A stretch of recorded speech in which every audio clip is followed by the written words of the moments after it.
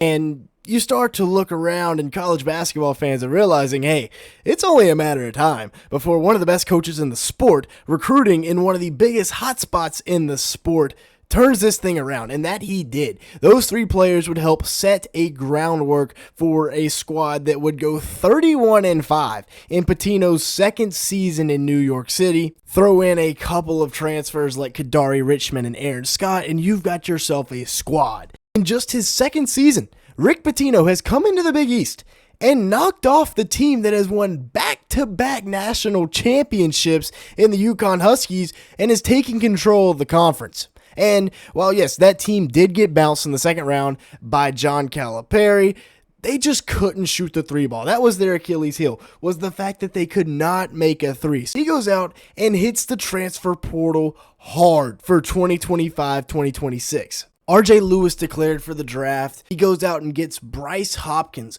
one of the top 10 transfers in this cycle, a guy that used to average 17-7 for Providence and was all Big East back in 2023 before he got injured. They bring in Ian Jackson from North Carolina. Remember I said that wasn't the final transaction between St. This probably won't be the final one either, but Ian Jackson is coming back to where he'd all started for him back in New York City, the former five-star recruit. Another former five-star recruit, Dylan Mitchell, will be back in New York City. Well, not back. He'll be in New York City for the first time, this time playing for Slick Rick, the Mafia boss, over there in his white suit on the sidelines. Rounding out the starting five, he brings in shooting guard Jozan Sanon, hopefully I pronounced that right, from Arizona State, another former five-star freshman that shot 38% from three this year on 4.5 attempts, scored 12 points per game. The issue this year for St. John's will be depth. Osiah Sellers and Dylan Darling are really their only two reliable bench pieces as of now. We'll see how development works